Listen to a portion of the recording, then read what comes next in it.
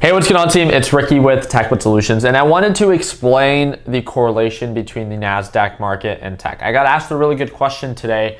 This was actually through DM on Instagram. So if you guys don't follow me on Instagram, my link should be popping up right here. But one of the things that I got asked is like, Ricky, yeah, the Nasdaq market is overbought, but like Tesla is just beginning to, indicate signs of an uptrend. I do agree with you, right? I do agree with the idea that if you look at Tesla on the 4-hour time frame, jumping into my screen, you can see that we broke above the SMA line. That's been something that we've been struggling and doing before, and that now, especially with today's performance, it pushed up nearly 5%, right? It's trading at $6.50 a share.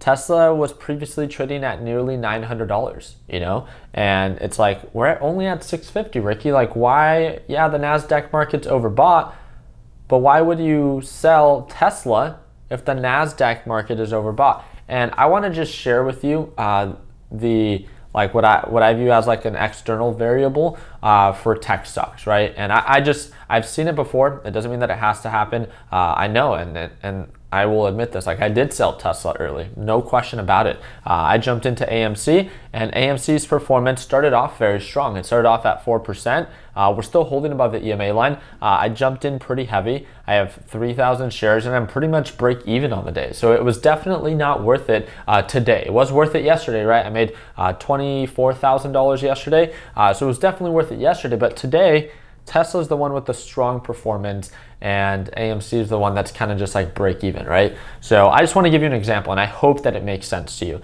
And let me know in the comment section if it does, right? So what am I talking about as an external variable? Well, the really important thing that you guys should know is first look into the Nasdaq market and what different stocks make up the Nasdaq market. And then you can look into, within the Nasdaq index, what are the top 10 to 20 stocks that make up a majority of the Nasdaq market. And you can see that's something that is very popular, something like, Tesla, and there's a list of them, right? But one of the things that I've noticed is that when the Nasdaq market, regardless of any positive news that Tesla might see, yeah, there's those positive catalysts, as in like, positive news that we experienced today for Tesla, that the Nasdaq market's going up, but Tesla is surpassing just that normal motion of the Nasdaq market going up. There was more positive news towards Tesla based off of what it reported today, right? With its top performing selling vehicles and stuff, which is great for Tesla. But if the Nasdaq market begins to pull back, and because of the current levels that it's at, looking at Tesla, and again, I'm just using Tesla as an example, but looking at Tesla, I get the concern, right? When it comes down to where we're at right now and just where we were at a couple months ago, right? At 880, this is about 35% potential. And based off of where we're at, if you look at the, how much it has to gap to cover, it's like Tesla's just getting started. I agree with you. I 100% agree with you that Tesla is still very, very cheap in comparison to where it was before. I'm not disagreeing with you. All I'm saying is that the Nasdaq market has such an influence. Overall, major markets, Nasdaq, S&P 500, Dow Jones, and when these markets are super overbought, meaning that they're overextended, they're no longer cheap stocks, right? Or no longer cheap indexes, they're overpriced. You can see that based off of previous patterns, it doesn't have to happen, but they tend to pull on back. And it doesn't matter how bullish certain other stocks might be, right? Tesla might still have some catalyst that might shoot it up from time to time, but when the overall Nasdaq market begins to sell off, you can see that Tesla and a lot of other tech stocks follow, right? And they follow, and then when the Nasdaq market begins to recover, sometimes they do follow, and sometimes they still, hold at that support level. But Tesla will never get to 880 if Nasdaq and S&P and Dow Jones begin to pull on back, because it has such an influence on overall tech, right? Especially Nasdaq has a really big focus on tech. So it's great when it's bullish, and it's great that it's still showing signs of an ascending uptrend pattern for both Tesla and the Nasdaq market. All I was talking about was we can't prepare for Tesla to make a full recovery if we are preparing for the Nasdaq market to pull on back. So if you think that the Nasdaq market is going to remain bullish, that it's not going to pull back, then yes, if it stays true to that thought and that idea, as long as the Nasdaq market continues to uptrend and the S&P 500 market continues to uptrend, then yes, Tesla should make a steady recovery, hopefully, right? If the fundamentals are there on top of the positive notion that these major markets might have on it. But because these are so overextended, and you will see, right? I mean, let's test it out, right? It's not about predicting the future, but it's just about preparing for it.